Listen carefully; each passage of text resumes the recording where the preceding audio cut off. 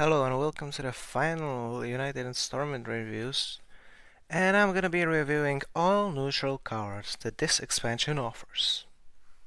Elvin bore one of the many Muggle cultist-like cards that have been released over the years, and I absolutely love it because, yeah, you can have only 2 copies of it, normally, but you have so many copying cards right now, or resurrecting cards, that some classes will be able to very easily make this work. Mainly Hunter and probably Priest as well. So this card gets 1 star because it's gonna be in a meme deck. It's the same as Magu Cultist. Peasant is a card which needs the draw card to be actually useful most of the time.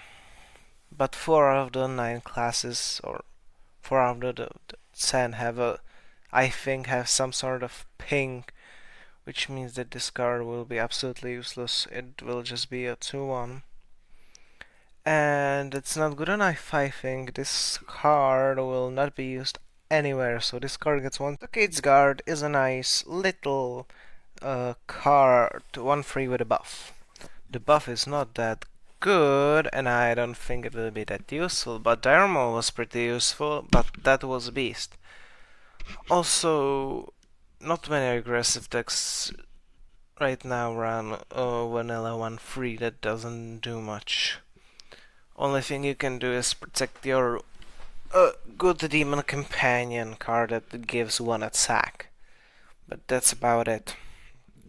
So I think this card is not that good, but it will see some play.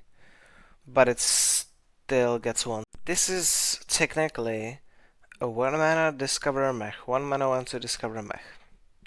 And I would still not play it at that because this card is just absolutely horrible with no mech synergies, which means this card gets 1 star unless we get a mech expansion. Then it would be very good. Encumbered Mule would be very good in some sort of deck buffing deck, or basically as a split Serenite Chain Gang because a 2-3 taunt is pretty useful, and having it as an extra card as well, it's just useful. It can fill up your hand space, it can be just a token to attack in aggressive decks.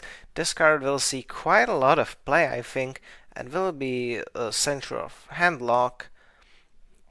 Probably most token decks will run this, but it's not good, for example, for a Wolf Shaman just because it's a 2-drop and not a 4-drop, like Serenite Chain Gang.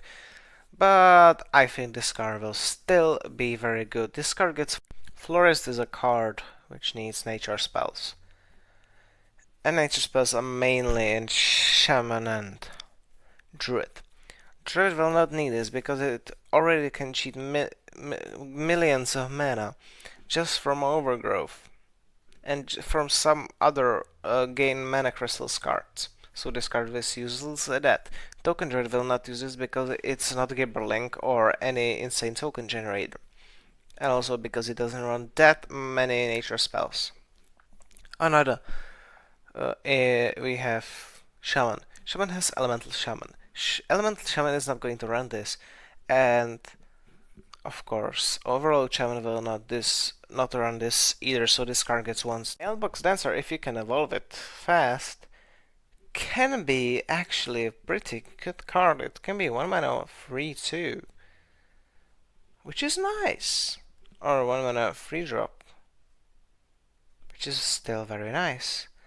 But that's the only thing it will be useful in, and it still be subpar in that deck, so this card gets 1 star. Pandaren Importer, you get to discover a decent spell, but not one of the top ones, because you will put all of the top ones in your deck. But this can be very interesting if you tutor for a spell that you really want. If you just put all of the spells bar 3, then you get it guaranteed, which can be very useful. This card will be absolutely shit in Wild, but we are not talking about Wild. So this card gets 3 stars. This card is 1-mana 2 Stealth, which is, I think, pretty good, but you can only play it on turn 2. This card is very decent, we'll see play in Quest Stroke, and for that it gets 3 stars. The only deck that would like to play Stockade's Prisoner is probably an aggro deck, because they dump so many cards.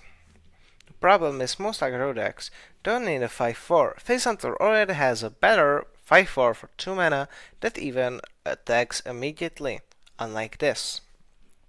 Then we have Token Jury. Token Jury will not use this because it can use Armor Up, or it has Gibberlink as a 2-drop, or it has basically everything else. And that's like the most prolific aggro decks that just don't use this. This card is horrible 1 star. And Enthusiastic Banker can be like at the end of your turn draw a card. The problem is Silence Effects. Silence Effects will be the end of this card. Mainly. The question is, will Silence be prolific? Probably yes, because of all of the different effects we have in this expansion. So this card gets 2 stars because it's going to see a lot of play. The problem is that it's going to get countered by Silence, which can be on almost every deck. Entrapped Sorceress is a card which is just good for quests. We had the 2 mana 2/3 if you control a quest, draw a card, and now we have Discover a Spell, which can be actually useful in more in a way than drawing a card. For example, in Shaman, you can discover an Overlord card. In Priest, you can discover a card that basically fits your curve. Of course, in Hunter, you can discover a damaging spell. This card will be very useful, and it gets 4 stars just because I don't think it's 5-star territory. It's a discover spell, but in some of the quests that just won't be useful enough. 3 mana, 3/3 rush has never worked, and if you put a tradable keyword on it, which is it's still not going to work. 1 star. Nobleman is a nice flavor, and it copies a random card in your hand, which means it probably started in your deck, which means it's probably very good. This card can be useful in some combo decks, but won't see that much play just because it's a 3 mana 2/3, 2 stars. It ain't much, but it's on the Storkman here, and he can make your Elven Boros work. Also, it is really horrible to play it with beasts that cost more than 3 mana basically. Only thing you'd want is probably Zixor, but Zixor Alpha or Zixor Prime is not good because you're shuffling at 8 mana 12/12, which is not that good. This card gets 2 stars just because it's better than the boar and it has synergies outside of the boar. This could be cool in Silence Priest. If Silence Priest existed, this would be cool in Handlock if it was good, and then it would still not see much play. So this card gets a beautiful 2 stars just because of the synergies with Handlock, but not much else for this card. Restaurant Viper is a card which if weapons are prevalent, will see play in every deck, which means all of the decks are going to turn away from weapons, which means everyone will drop Restaurant Viper, which means weapons will be prevalent and it will be an endless cycle, or both cards will coexist. This card is really meta defining because if any good weapons are printed, this instantly becomes an auto include. And it's better than use because for 1 mana you're getting 2 extra health and you're getting the tradable keyword, which means in a matchup where you're not expecting weapons, you can just trade it away. This card is truly meta defining and it is deserving of 5 star. Traveling Merchant, if you have 2 minions on board, become a Chilling Deity, which is very good, and if you have more minions, you basically win the game. It's basically a win more card for aggro decks, and if you're getting beaten, you can just trade it away, but if you trade it away most of the time, you're probably gonna lose anyway. This card is very, very good. Even if you have 1 minion, it's but it's not the end of the world. This card gets 4 stars because it's going to see play in a lot of aggro decks. There are no good stonks with the Two-Face Investor. This card is absolutely horrible. If you get the Forest Sun effect, most likely you're not, because by the law of RNG you're always going to get the worst outcome, and the worst outcome is basically another set of minion which actively hinders you.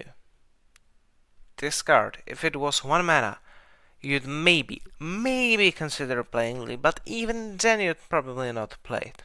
At 3 mana, there is absolutely zero chance of it happening. 1 star. I would give it 0, but it's on a scale of 1 to 5. Cheesemonger is a very nice card. I like it. It's basically a 4-mana 3/6, which is a style we've seen above before, with a decent effect. So you can generate more spells. This is a nice card, and it will see quite a lot of play. 3 stars. Boar Evolve Kobold. It gets beaten by +1/+2 in stats, and it doesn't have the tradable keyword. What a shame. But this card will still not see much play because it's just a spell damage card, and spell damage cards most of the time have not been that prevalent, especially expensive ones. This card gets 2 stars though.